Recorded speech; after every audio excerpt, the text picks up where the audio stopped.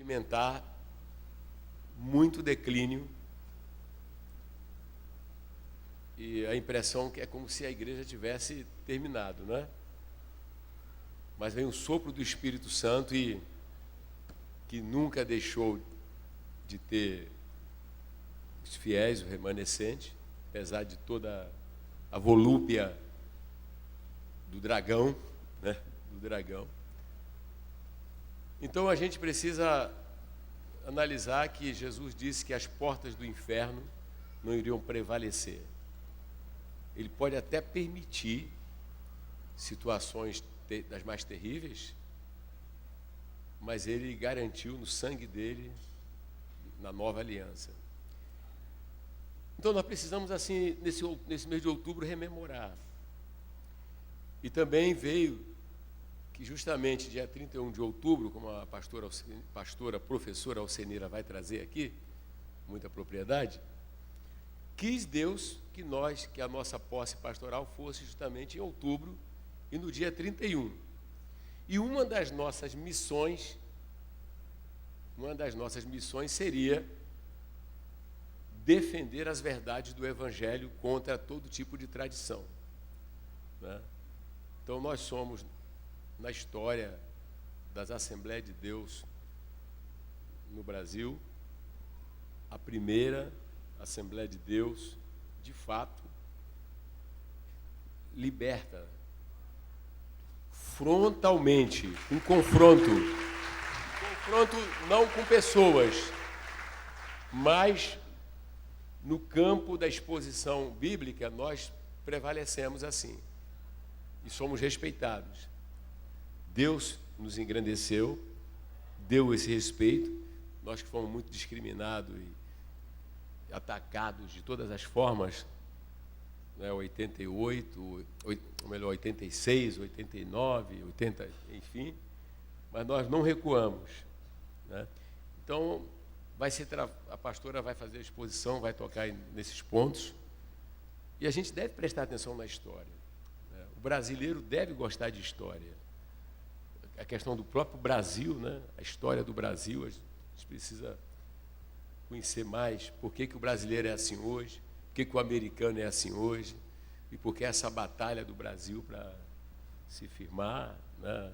Enfim, então é uma grande escola. Eu quero parabenizar aqueles que realmente vieram, também louvar a Deus pela vida dos pastores presentes, né? Pastoras, missionários, os intercessores, né?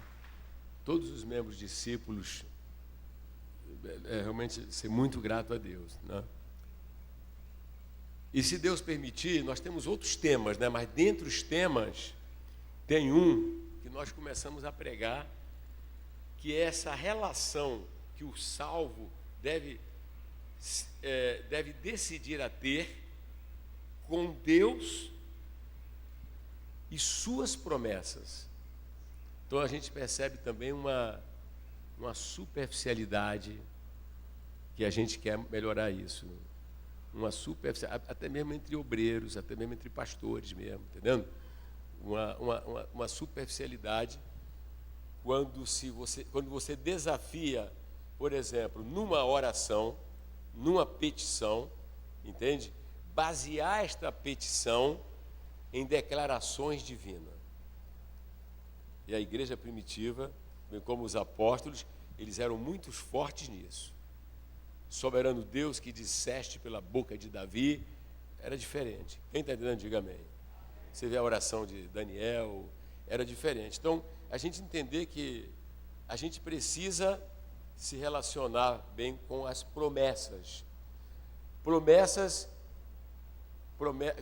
Nós já definimos aqui promessa, né? Tem algumas definições. Uma delas é aquilo que Deus se obriga. Deus, é até um desafio para nós, né?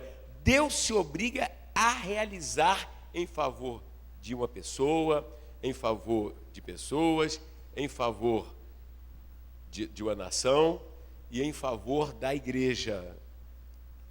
Entende?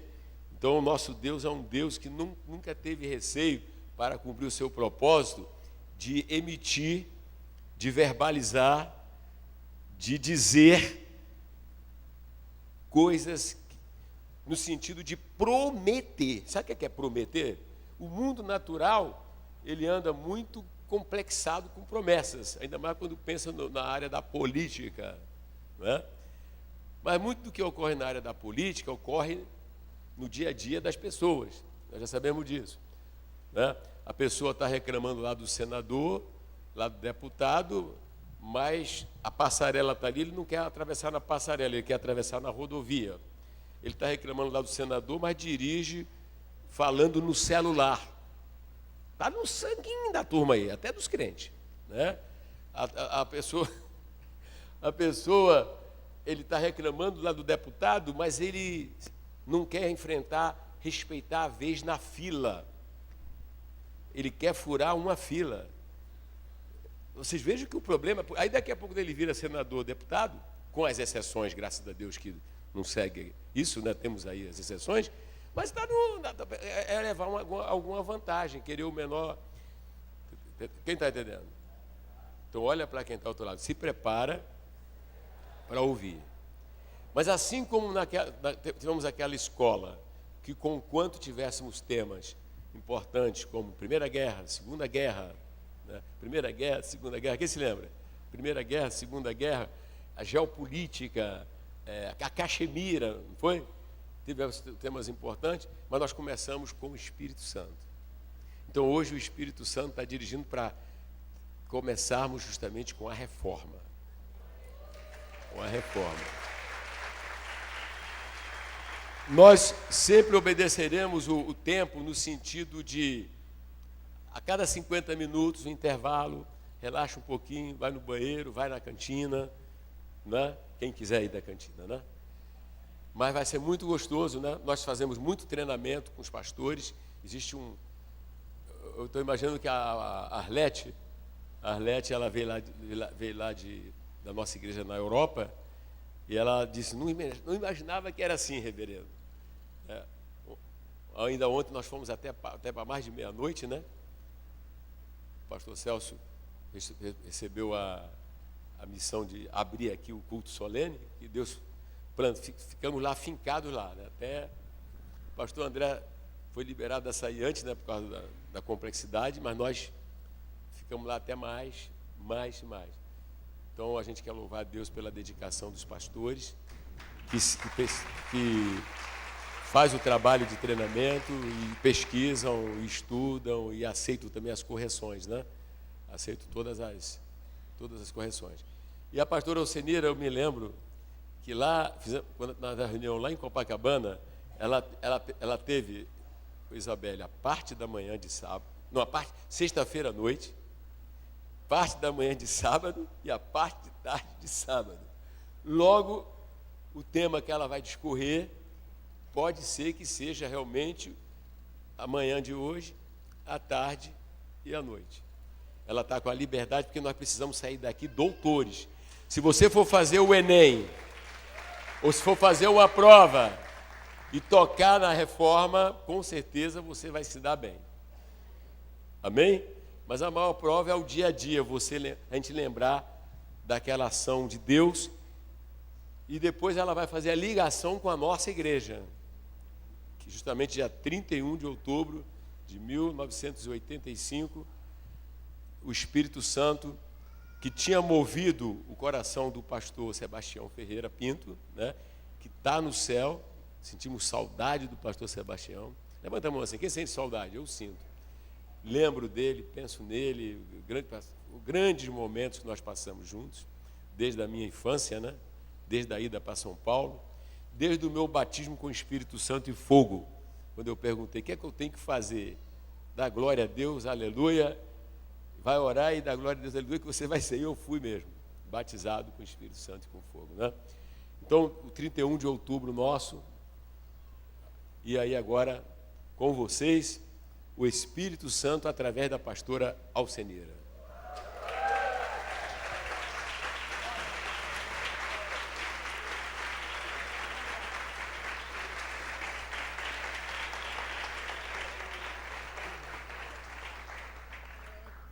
Está aí o Espírito Santo através da pastora. Bom dia para os irmãos. Nós estamos contentes com o Senhor Jesus. É Ele quem nos dá a condição de estar diante dEle, diante dos irmãos, para podermos falar a palavra de Deus, né? E eu agradeço a Deus, primeiramente, pela vida, pela condição, e agradeço com certeza ao nosso reverendo, né? Graças a Deus, nós louvamos a Deus pela vida do nosso reverendo, porque ele tem sido obediente, né? A obediência obstinada do reverendo, o pacto de obediência que ele tem feito, só nos beneficia. Graças a Deus por isso.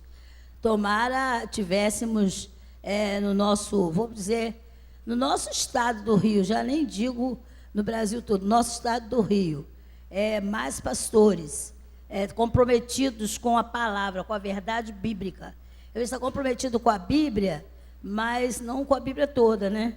Mas comprometido com a palavra, com as verdades do Evangelho, com as verdades bíblicas, como o reverendo tem sido até agora, e nós teríamos outro quadro, né, das nossas igrejas, com certeza.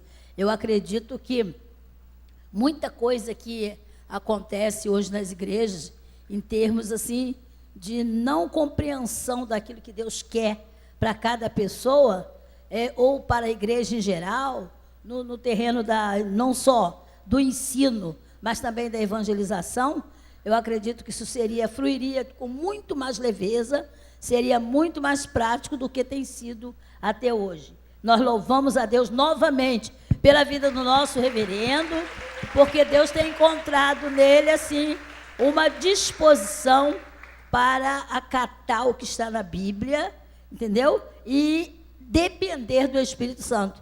Isso é muito especial, é muito além. Quando você medita no que está na Bíblia, você vê a história, você vê o que está acontecendo hoje, você só tem que dar glória a Deus pelo nosso reverendo. E uma oração que eu faço sempre, se eu não deixo ele se cansar, do trabalho nem da guerra. Porque é uma guerra espiritual, porque o mundo espiritual é contra o conhecimento e é contra também o avanço da igreja. Então, se ele puder emperrar os pés da igreja, através dos pastores acomodados, ele vai fazer.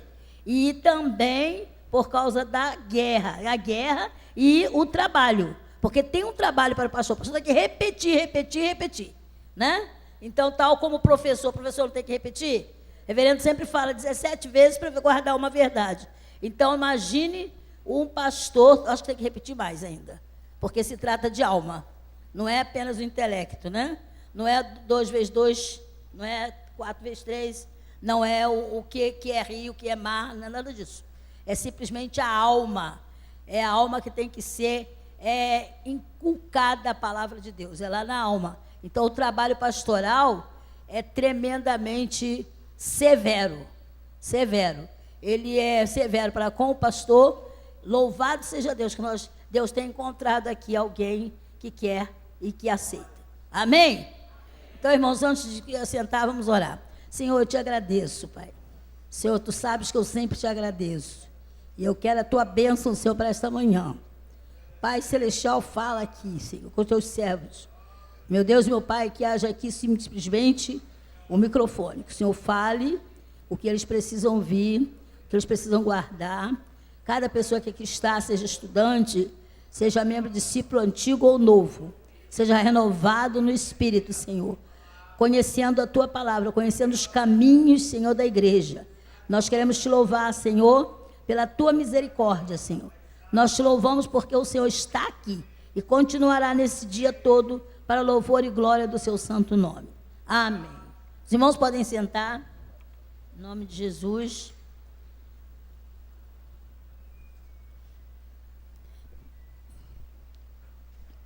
Eu gostaria de dizer para os irmãos, eu estava meditando nesse assunto, como o reverendo diz, a gente sempre está às voltas com esses assuntos, não só por causa dos cursos bíblicos que a igreja mantém, mas também por causa da necessidade, né, de se conhecer. Então, eu estava revendo sobre essa questão da reforma. Quer dizer, E essa questão da reforma, ela faz parte de um acontecimento do século XVI, reforma da igreja do século XVI. Século XVI compreende os anos 1500. Vários eventos aconteceram nesse período, né? Particularmente, o mais importante para nós foi o descobrimento do Brasil. Quer seja o descobrimento real ou não, há um registro histórico de que o Brasil foi descoberto em 1500, né? Esse é o ano em que houve essa mudança histórica na igreja. Mas a gente não pode falar de reforma simplesmente como sendo um fato histórico secular somente. A gente tem que voltar o olhar para o início da igreja, entendeu? O início da igreja, a história da igreja, e isso através da Bíblia, através das Escrituras. Então, embora nos livros de ensino médio, e às vezes como a título de pesquisa, nos estudos mais avançados, você encontra dados sobre a reforma, dados sobre Martinho Lutero e outros reformadores, pré-reformadores, alguém que morreu por causa da reforma, e até o conceito que emitem a respeito dessas pessoas, nem sempre é o conceito verdadeiro, mas emitem conceitos, né? Martinho Lutero é isso, aquilo, João Rois também, enfim, Jerônimo de Savonarola, quer dizer, mas quando você ouve falar desses assuntos, ou quando você lê sobre os assuntos, você como cristão deve remontar à Bíblia. Você deve buscar na Escritura. Então, quando você olha a Escritura, primeiro a respeito da igreja, porque uma reforma da igreja, que a reforma não é uma reforma popular, não é reforma, vamos dizer, no sistema de governo. É claro que movimentou tudo isso, mas a reforma foi da igreja. Foi na igreja que aconteceu a reforma. Então, o Antigo Testamento, você não encontra essa palavra igreja. Você não tem menção do Antigo Testamento, no Antigo Testamento, da palavra igreja. O que você tem como ideia da igreja? Você vai perceber, através do ensino, através da palavra, da leitura bíblica, você vai ver Deus, Senhor Deus, formando um povo. E esse povo, ele chama a partir do patriarca Abraão. Então, está lá, até no livro de Gálatas, ontem e hoje, quando nós estávamos estudando, chegamos a ler um versículo que fala que Deus anunciou o evangelho a Abraão, né? Então, já uma perspectiva de missões no mundo todo. Mas, veja bem, Deus chama um homem, e esse teste de Deus com Abraão, sai da tua terra, da tua parentela e vai para a terra que eu vou te mostrar. Abra a Bíblia aí, Gênesis 12, versículo de 1 a 3. Vamos ler esse texto. Gênesis 12, de 1 a 3. Ora, disse o Senhor a Abrão, sai da tua terra, da tua parentela, da casa do teu pai, e vai para a terra que eu te mostrarei.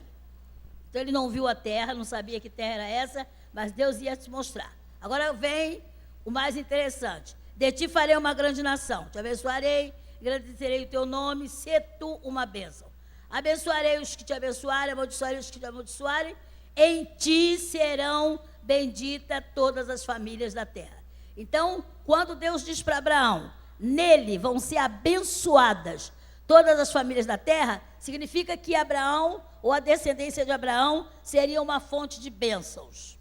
E esta nação, que seria abençoadora das demais, sairia de Abraão. Aí, no caso, ainda é Abrão. Depois o nome dele é mudado para Abraão.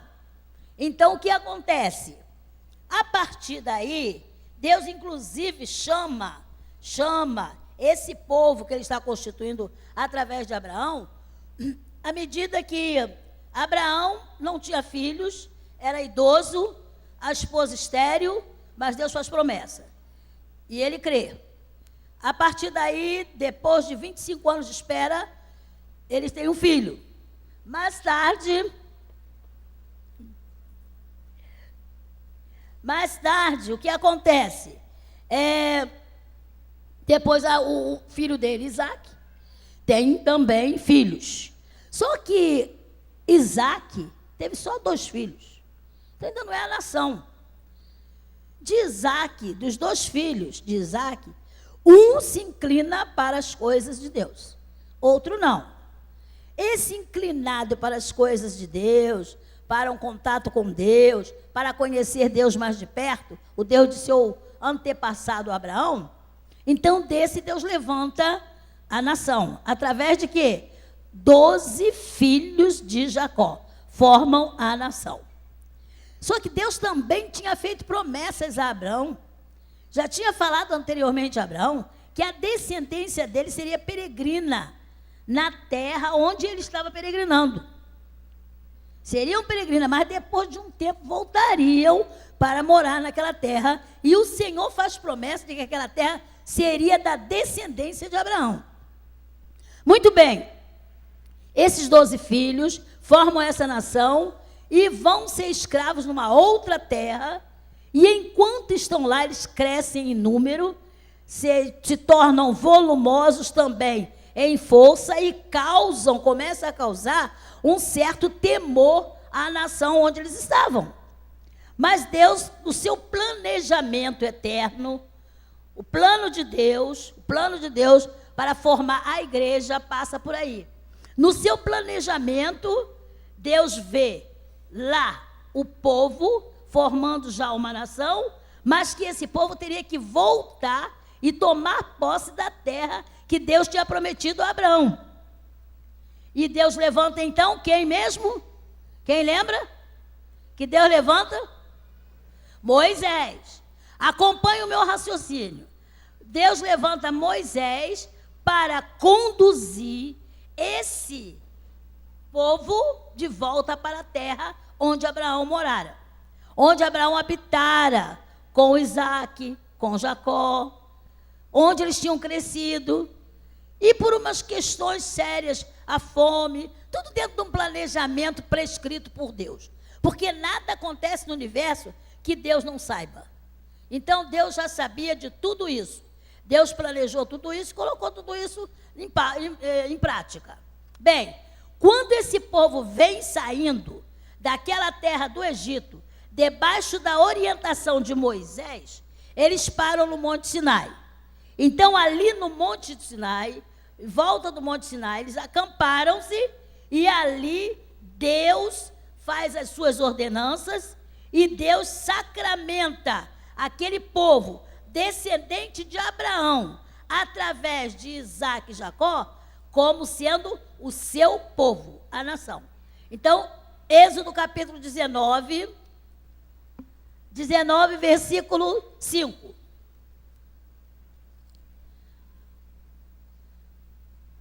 Encontre, por favor, para acompanhar a leitura. Êxodo 19, 5. Como está escrito aí? Agora, pois, se diligentemente ouvirdes a minha voz e guardardes a minha aliança, então sereis o quê? Propriedade peculiar. Dentre... Por quê? E o 6, vós, reino de sacerdotes, nação santa, são estas as palavras que falarás aos filhos de Israel. Esse nome filho de Israel, porque agora é adotado para esse povo o nome do patriarca Jacó, a quem Deus mudou o nome de Jacó para Israel. Então, essa agora é a nação.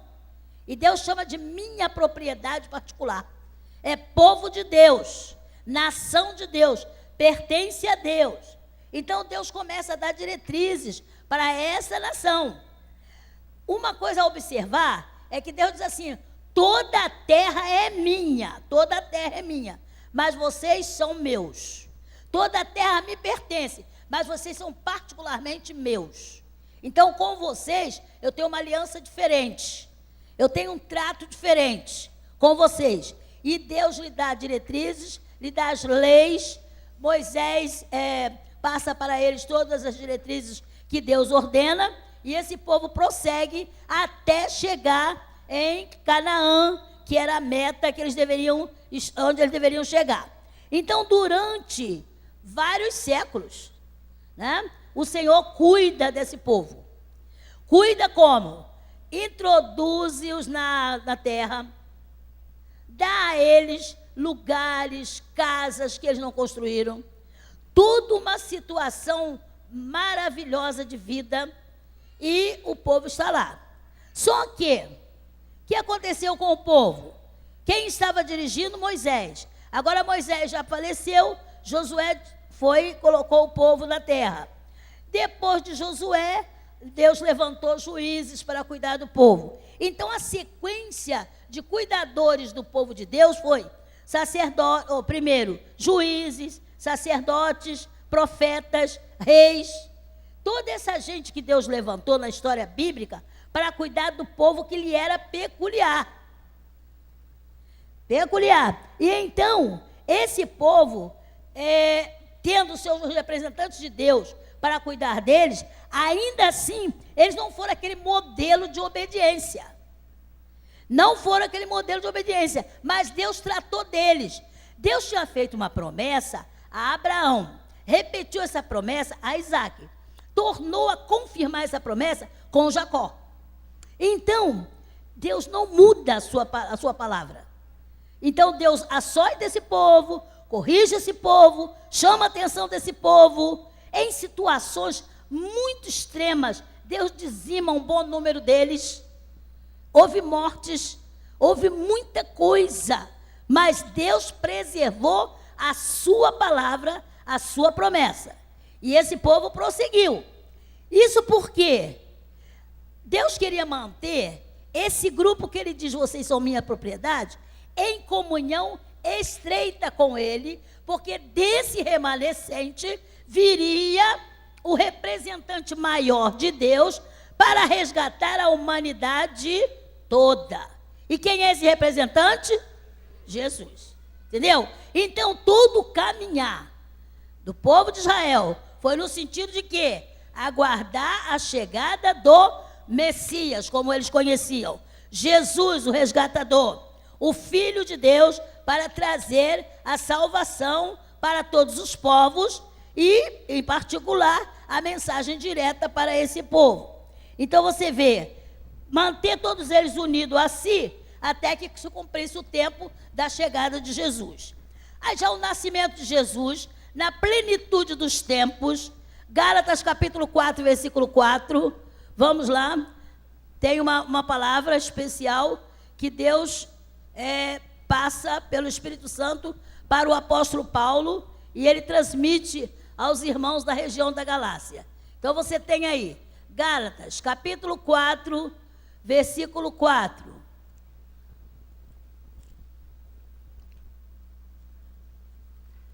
4:4. Encontramos? Vindo, porém, a plenitude do tempo, Deus enviou seu Filho, nascido de mulher, nascido sob a lei, para quê? Para resgatar os que estavam sob a lei, a fim de que recebêssemos a adoção de filho.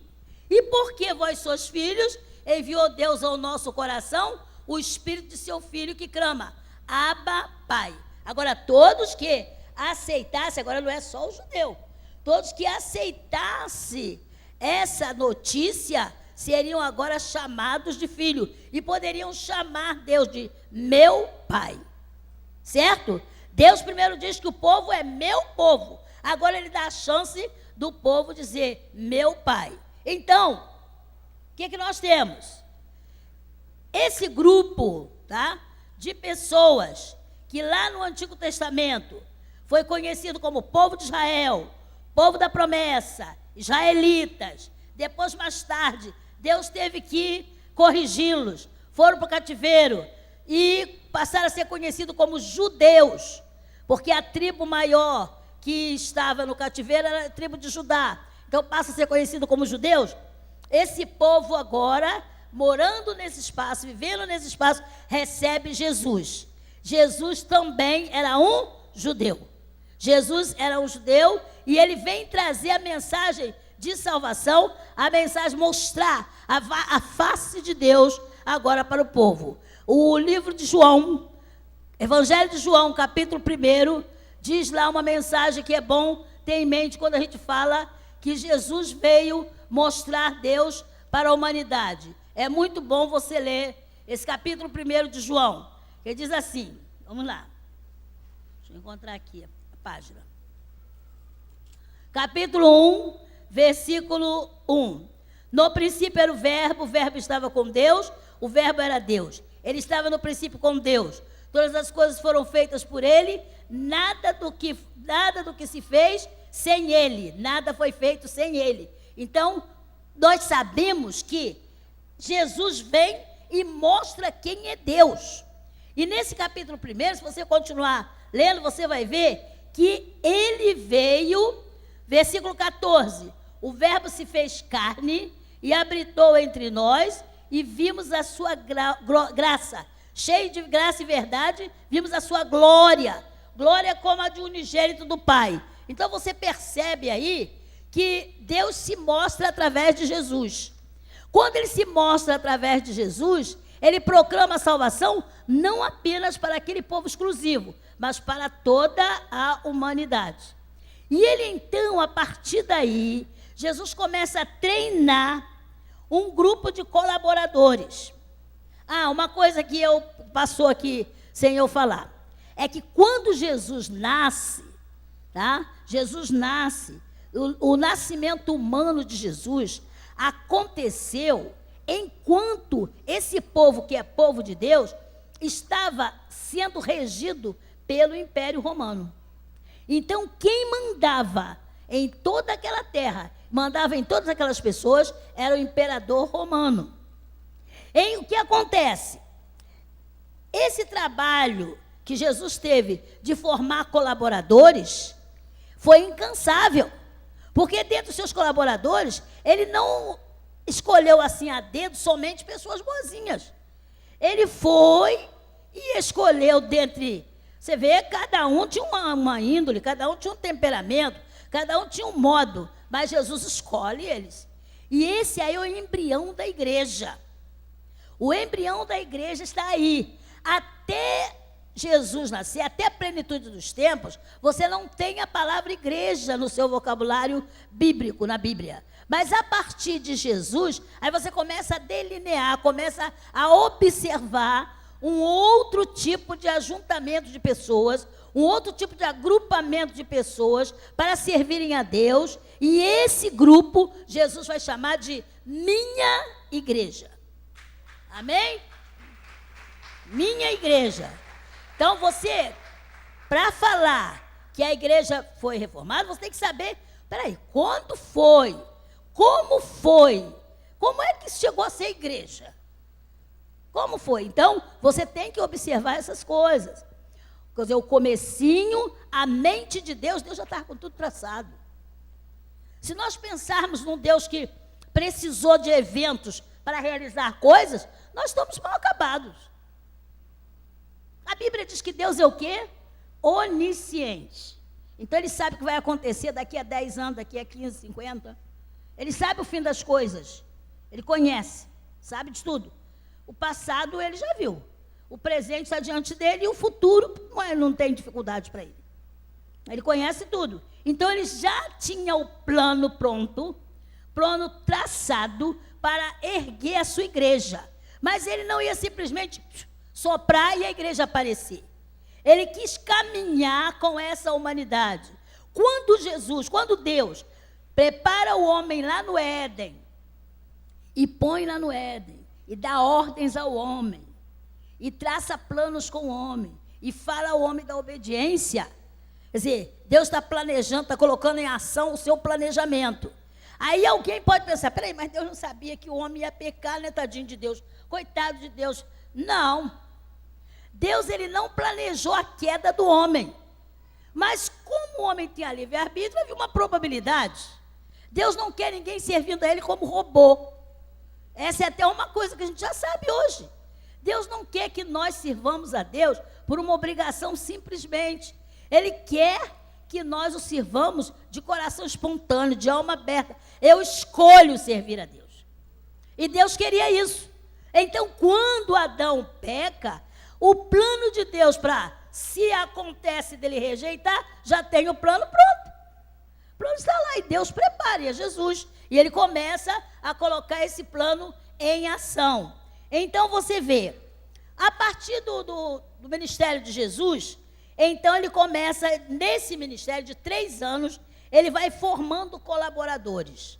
Os 3 anos que Jesus esteve aqui, um ministério curtíssimo, a nosso ver, né? Muito curto, muito pouco tempo, 3 anos só que Jesus ficou com os discípulos aqui, formando essa gente para realizar uma obra que ia durar até o fim dos séculos. Que coisa absurda! Precisava de outro preparo? Precisava de outro tipo de coisa? Não. Deus conhece os corações, Deus conhece o homem que ele criou, e ele já planejou como realizar isso. E outra coisa, Deus não trabalha pensando que em dificuldades com peça de reposição. Ah, mas se errou, não tem outro para colocar no lugar. Ledo engano. Deus espera que eu e você obedeçamos, façamos como Ele manda. Mas se eu simplesmente não quiser obedecer, não quiser fazer o que Ele manda, quem perde sou eu. Quem perde sou eu. Deus não é pego de surpresa em situação nenhuma. Então, durante esse período da preparação, Ele preparou 12 homens. Desses 12, um se perdeu, como ele mesmo diz na oração do João 17, livro do Evangelho de João, capítulo 17, ele diz, só um se perdeu, só um. E então, ele prepara esses homens. Mas antes disso, antes de interromper, tá? Interromper o seu trabalho aqui, que é completar a obra, consumar a obra, então o que ele faz? Ele declara a formação da igreja. Declara a formação da igreja. Capítulo 16 de Mateus, versículo 18. Rememorando, vamos lá, abre lá, por favor. 16, versículo 18 de Mateus.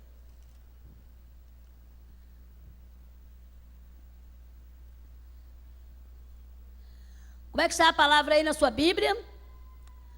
Também te digo que tu és Pedro. Sobre esta pedra edificarei a minha igreja. As portas do inferno não prevalecerão contra ela. Olha, Jesus diz para Pedro, ele como a pedra principal, a igreja estaria edificada e as portas do inferno não iriam prevalecer. O que é prevalecer? O que significa prevalecer? Prevalecer. Prevalecer é tirar vantagem. Prevalecer é sobrepujar. Entendeu? Então Jesus declara que as portas do inferno não vão prevalecer, não vão ter vantagem contra a igreja. E aí você vai observar, desde que Jesus falou isso, até hoje, muitas vezes a igreja tem sofrido combates que parece que ela vai acabar, mas ela se levanta. Ela se levanta triunfalmente. Glória a Deus. Glória a Deus. A igreja, ela não vai acabar. A igreja não vai se diluir. Porque quem declarou a feitura e a manutenção da igreja foi o próprio dono, que é Jesus Cristo. Amém? E esse dono planejou também, a Trindade Eterna planejou um mantenedor para a igreja. Quem é o mantenedor da igreja? O Espírito.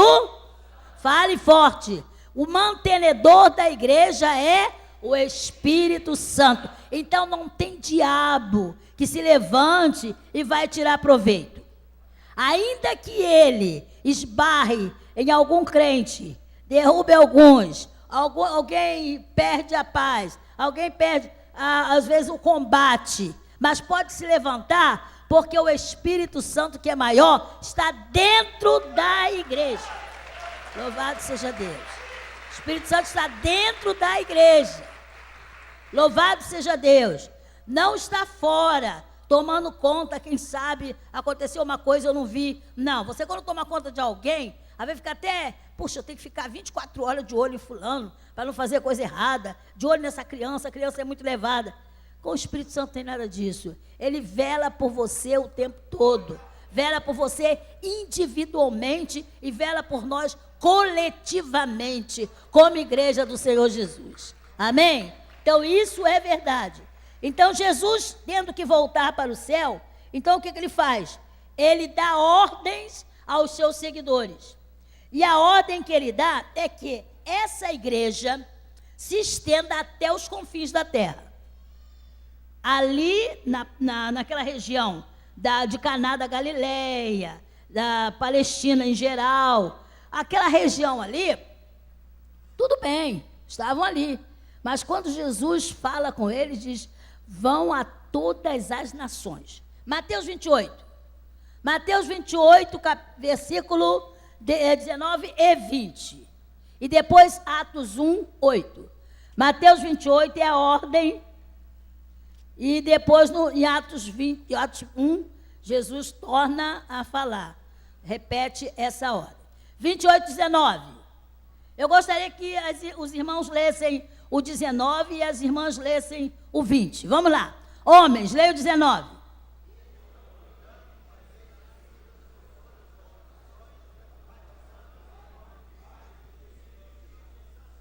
As mulheres, ensinando-os a guardar todas as coisas que eu vos tenho ordenado, e eis que eu estou convosco todos os dias, até a consumação do século. Então, meus irmãos, vejam bem, Jesus dá uma ordem para ir a todas as nações. Todas as nações. O que é para ser feito? Fazer discípulo. Fazer discípulo. Batizando e ensinando. Então, as duas faces do discipulado estão aí. Batizando e ensinando. Ensinando a guardar tudo que eu tenho ordenado. Então, esses discípulos foram passando essa ordem uns para os outros e a igreja foi caminhando. Esse período em que Jesus deixa a terra constitui-se o primeiro século da nossa era.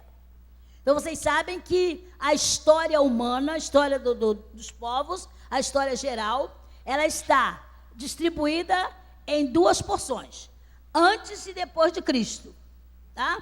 Quer dizer, antes de Cristo até o seu nascimento, depois de Cristo do seu nascimento para cá. Então nós estamos há 2017 anos depois de Cristo. E esse episódio aqui de Jesus ir para o céu ocorreu mais ou menos cerca de 33, 34 depois de Cristo, certo? Então, começa então agora a trajetória da igreja. Mas antes disso, Jesus tinha mandado os discípulos encontrar-se com ele no Monte das Oliveiras. E vejam lá que ordem que Jesus dá, enfatizando ainda mais essa de Mateus, a escrita de Mateus. Vamos lá, capítulo 1 de Atos e versículo 8. Vamos ler juntos? Mas 8. Mas recebereis poder ao descer sobre vós santo, e sereis tanto em Jerusalém, toda a Judeia, Samaria, até os confins da terra. Então, está reafirmado a escrita de Mateus, tá? Reafirmada, e uma coisa acrescentada com muita clareza: sereis minhas testemunhas. Lá ele diz, façam discípulo. Sereis minhas testemunhas. Vocês vão falar de mim. Tanto em Jerusalém, que é aqui próximo, também na Judeia, ao redor de Jerusalém, em Samaria, aqueles lugares que você não gosta, porque judeu não gostava de samaritano, né? Então, lá, tem que testificar, e até os confins da terra que você não conhece. Então, a ordem foi essa, ir a todos esses lugares. E os discípulos obedeceram. Nós temos a prova disso, eles obedeceram e enfrentaram o quê? Muitas perseguições. Por quê? O que havia no Império Romano era uma tolerância para com a religião dos nativos, conquistados pelos romanos.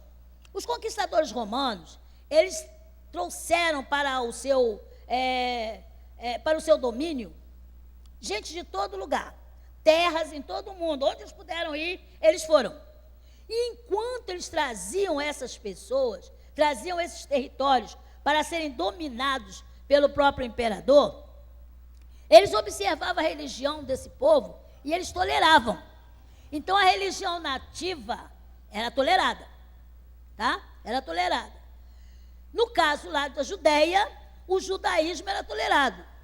E durante um tempo, muitos parlamentares, muita gente do Império Romano acreditou o cristianismo como sendo um ramo do judaísmo. Então tolera-se um pouco a perseguição que havia, que você observa em Atos, no começo de Atos, se deve ao fato de quê? Que cada vez que os apóstolos iam pregar, eles enfatizavam: aquele Jesus que vocês mataram, Deus o fez Senhor Cristo. Aquele Jesus que morreu aqui em Jerusalém, ressuscitou. Então, as autoridades começaram a se irritar com esses cristãos. Tanto é que um deles chega para Pedro e diz assim: vocês querem lançar sobre nós o sangue desse homem? Nós não temos culpa que ele morreu, olha. E eles mesmos que fizeram isso, mas eles não queriam receber a acusação de terem participado da morte de Jesus. Então começaram a perseguir. Quando Anás e Caifás começam a perseguir, ou aumentam o peso de perseguição contra os cristãos, então os cristãos continuam pregando. A acusação era essa. A acusação era essa. Vocês querem lançar em nós o sangue deles. Nós não temos culpa. Mas a realidade é que, no plano de Deus, a igreja deveria não ficar só em Jerusalém. O Espírito Santo que foi derramado no Atos capítulo 2, quando inaugurou-se a igreja foi inaugurada em Atos 2. Então o plano qual era? Vão, prega o evangelho em todo lugar. Mas eles continuaram ali. Então essa perseguição também serviu como motivação para que eles saíssem para pregar fora dali. E o que acontece? As perseguições tinham essa conotação de acusação e também era incentivada pelos governantes. Tanto que Saulo de Tarso, que era um zeloso, né, uma pessoa bastante intelectualizada na época, mas muito zeloso da lei, ele pôde obter cartas autorizando-o a prender cristãos, trazer presos para Jerusalém, justiçá-los, apresentá-los em juízo, enfim. Quer dizer, isso tudo aí era o movimento da perseguição e a intenção maior era fazer calar a igreja. Mas nada disso parou a igreja. O que nós temos é que, a partir daí, os imperadores também incentivaram a perseguição, e isso foi até o ano 70. No ano 70, depois de muitas revoltas dos judeus, Jerusalém foi destruída. Todo mundo conhece aí a história. Ano 70 da nossa era. Jerusalém foi destruída, os judeus foram espalhados. Claro que continuou, alguns judeus ainda continuaram ali em Jerusalém, em periferia, mas a maior parte dos judeus saíram, e isso foi a grande diáspora, foram espalhados pelo mundo. E agora, a tônica que nós temos é a mesma de Atos 8. Nós temos observado o seguinte, que em 70, eu acho que isso foi muito maior, porque Atos 8 diz lá que quando Estevão morreu, os crentes se dispersaram, muitos deles que moravam ali perto, escaparam, saíram dali. Só que para onde eles iam, pregava a palavra. Parou numa vila, pregava a palavra. Chegou na casa de um parente, pregava a palavra. Então, ao invés de sufocar a igreja, diminuir a igreja aumentou, ferveu. O evangelismo ferveu. Então, aumentou o número de cristãos, aumentou o número de adeptos do cristianismo, né? E a gente vê que nesse particular, agora, no ano 70, quando a maior parte dos judeus foram dispersos, já existia a igreja nas variadas províncias do Império Romano. Nas variadas províncias do Império, tinha igreja cristã, serviam ao Senhor Jesus, havia cura divina, havia batismo com o Espírito Santo, havia todo o serviço da igreja de Atos acontecia lá. Você pode ficar certo que durante esse período em que a igreja foi dispersa, foi empurrada de Jerusalém, e toda aquela revolta que houve, não vou falar aqui das revoltas, nós não estamos para comentar sobre toda a história da igreja, mas todas as revoltas que houveram nesse período, você vai observar que a igreja continua evangelizando, continua número de pessoas crescendo, batizando crescendo. Então você vai ver como o evangelho cresceu.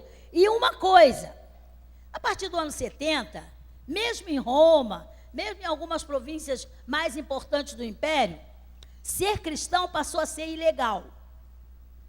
Passou a ser ilegal. Por que ilegal? Porque os cristãos tinham uma maneira particular de viver. Os romanos costumavam dar uma certa reverência ao imperador. Ofereciam incenso diante do busto do imperador. Adotavam outros deuses de outras religiões. Os romanos eram bem politeístas, né? Também o que acontece? Esses cristãos, seguidores do Cristo, que tinha sido morto, eles costumavam fazer reuniões secretas. E nessas reuniões se tratavam como irmãos. E eram irmãos, mas eles casavam. Então começaram a ser acusados de incesto. Também nessas reuniões eles participavam de uma tal ceia. Uma ceia. E nessa ceia, eles diziam que participavam da carne e do sangue do Filho de Deus. Então eram chamados de canibais. Os cristãos passaram a ser acusados de canibais. Tudo isso uma motivação diabólica para perseguir os cristãos. Vocês imaginavam isso? Esses irmãos começaram a ser perseguidos por causa disso. E uma coisa, não só essa questão, o cristianismo era acusado de exclusivista, porque não tolerava a mistura de culto.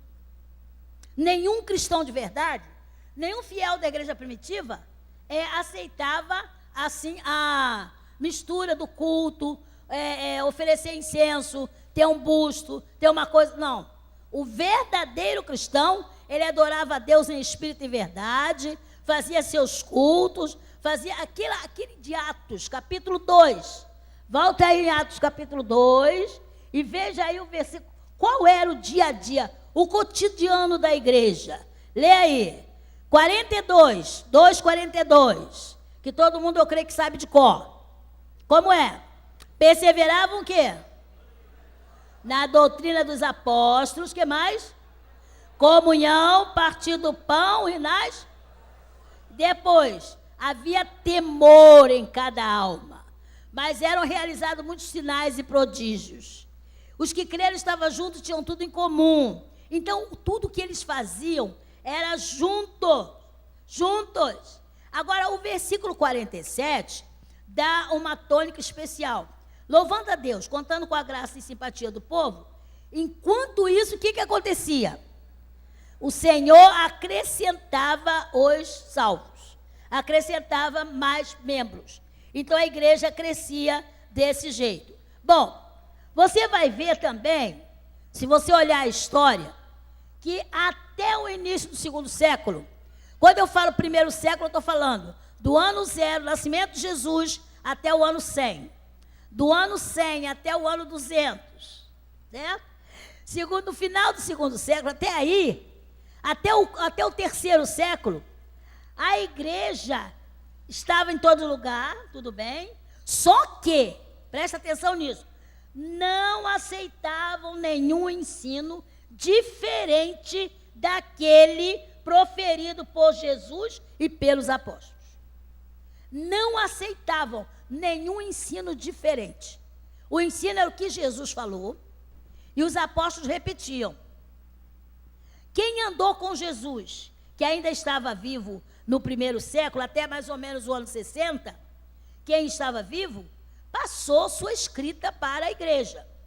O último apóstolo que se tem notícia que foi para o céu foi João. Também deixou sua escrita. Deixou a sua escrita a partir de 5 livros. O Evangelho de João, né? E mais 3 cartas e o Apocalipse. Então ele deixou uma abundância de ensinos a respeito de Jesus Cristo, Deus humanizado. Então tinha muita coisa para a igreja continuar aprendendo. Então ninguém ali ia receber um ensino diferente. Mas nos anos 300, o que acontece? E uma coisa, a igreja combatia o legalismo. O que era o legalismo nessa altura? Querer introduzir a lei de Moisés nos ritos da igreja. A lei de Moisés dos sacrifícios, a lei de Moisés no tocante também aos cerimoniais. Então, não havia espaço para isso mais, porque Jesus veio e consumou toda a obra redentiva. Aqueles sacrifícios que estão no Antigo Testamento, eles eram sombra do que viria. Se eram sombra, agora chegou o retrato correto, por que ficar guardando a sombra? Então, o que acontece? Esse pessoal, tá, que não era tão convertido, ou que não examinava a Escritura, porque o que você vai notar, meu irmão, minha irmã? Se você ler o livro de Atos dos Apóstolos, você vai encontrar, primeiro, no capítulo 2, um sermão de Pedro. Está baseado em quê, Pedro? Ele baseia o seu sermão em quê? Em que palavra? Na profecia de Joel, né? Antigo Testamento. Aí você vai caminhar um pouquinho, você encontra Pedro novamente falando por causa daquele coxo. Pedro faz um discurso, aí fala que esse Jesus, Deus o fez Senhor e Cristo. Ora, isso estava lá nas profecias de Isaías, né? Que haveria de vir um Messias, enfim. Depois você encontra o próprio Paulo, no capítulo 13, pregando, falando de Davi. Então eles tinham a escrita do Antigo Testamento e traziam essa escrita para o presente da igreja. Então não cabia legalismo, não tinha nenhum ritual, não tinha. Além do mais, passado o período que esses irmãos, apóstolos, alguns serão martirizados, outros morreram de morte natural, mas o que aconteceu? Já não tinha mais nenhum apóstolo vivo, mas tinha discípulos dos apóstolos. E esses discípulos dos apóstolos, eles testificavam também que não viram nenhum ritual da lei sendo implantado por Jesus ou sendo acobertado por Paulo, por Pedro, Judas, Tiago, não. Então não havia nada disso. Então o legalismo era combatido. Ensino falso também era combatido. Se alguém queria trazer o ensino de alguma ordem pagã, de algum pensamento, por quê? A igreja estava em Jerusalém sediada. Em volta de Jerusalém, havia outras igrejas, províncias tinha igreja. Mas havia também o culto do paganismo. Porque vocês sabem que desde o Antigo Testamento, aquelas nações, elas adoravam ídolos e elas mantinham suas magias, mantinham suas feitiçarias. É ou não é?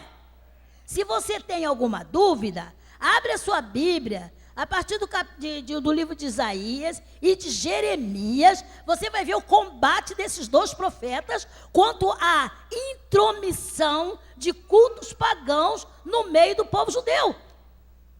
Você vai encontrar lá Jeremias combatendo o paganismo, gente trazendo a rainha do céu para as mulheres judias fazer bolo, elas faziam. Elas estavam envolvidas com a idolatria. E no livro de Isaías, tem lá uma citação em que alguns judeus iam sacrificar no cemitério. Isaías diz isso, junto de sepulturas. Pegavam as roupas e colocavam em cima das covas. Então, gente, isso aí existia. E não foi menos no tempo da igreja. Já que agora o Espírito Santo inundou a igreja, e a igreja estava ousada, levando a mensagem genuína de salvação, de resgate para todo mundo, com certeza o diabo agora queria com mais força contaminar esses crentes. Por isso que o ensino falso já existia lá. Mas havia o Espírito Santo dentro da igreja. Louvado seja Deus. Jesus prometera: eu vou, convém que eu vá, para que o Espírito Santo venha. E ele virá e estará com vocês e em vocês. Glória a Deus. E por causa disso, você não vai aceitar o ensino falso. A sua mente, a sua consciência não vai se acomodar com o ensino falso. Vai ficar desconfortável. E era o que acontecia com a maioria dos crentes. Entendeu? Então não aceitava ensino falso. E nem heresias. Por exemplo, ficar desconfiando. As heresias contradiziam a fé apostólica. Queriam contradizer o que os apóstolos diziam. Outra hora, queriam também contradizer a identidade de Jesus. Ora, mas se ele andou com os apóstolos, se ele comeu com os apóstolos, não pode ser Deus. Não pode ser Deus. Era um homem possuído pelo Espírito do Cristo, mas ele não era o Cristo. Aí outra hora aparecia um outro herético, dizendo assim, não, mas se ele é Deus, então aquele homem que andou na Galileia é um espectro. Ele não é real. Vocês pensem bem. Como é que era necessário estar cheio do Espírito Santo para discernir e não entrar nesses caminhos? Então, a igreja combateu tudo isso. Desde o segundo século, a igreja ela foi combatendo isso mesmo de uma forma muito séria. Todo questionamento, tá? Que não trazia crescimento, não trazia aumento da fé, ele era rejeitado. Certo? Então, conservando a pureza da igreja. Identificar Jesus com o Pai e com o Espírito Santo, muitos não queriam aceitar. Mas esse ensino, Jesus deu, tá? No seu ministério, e depois o Espírito Santo inspirou Paulo, Pedro, para falarem a mesma coisa. Então, até o terceiro século, quando chega o final do terceiro século, lá pelo ano 299, mais ou menos, 300, começam a diminuir perseguições. Porque a outra coisa séria que a igreja enfrentou, além de ensino falso, incursão de heresias, havia perseguição oficial. O imperador chega... Bom, tem um imperador. Já era mal para a igreja, não gostava da igreja. Esse era mal. Aí, esse morria, vinha um outro. Aí o outro cismava uma outra coisa. Vou acabar com o cristianismo. Aí daqui a pouco vem o outro. Enfim, aumentavam o fogo das perseguições. Alguns eram bons, alguns eram tolerantes. Não é bons, tolerantes. Deixa esse povo para lá. Mas tinha outros que perseguiam frontalmente. Quando foi em 311, o imperador Galero, ele fez um edito de tolerância. Sacramentou lá, edito de tolerância. Sejam mais tolerantes com esses cristãos aí. Tá? Tudo bem. Mas no ano 312, o imperador que assumiu o trono de Roma, Constantino, ele se converteu. Se converteu e o que acontece? Começa a diminuir as perseguições e em 313 houve o Edito de Milão e foi assim decretado fim das perseguições. A igreja não pode mais ser perseguida. Os cristãos, seguidores de Jesus, não podem ser mais perseguidos. A igreja cristã, seguidora de Jesus Cristo, não pode mais ser perseguida. Então, acabou a perseguição no Império Romano. Isso foi bom? Foi bom? Foi muito bom. Mas, dá um intervalozinho, né? Está na hora do intervalo? Intervalozinho. Depois a gente vê o resto, tá?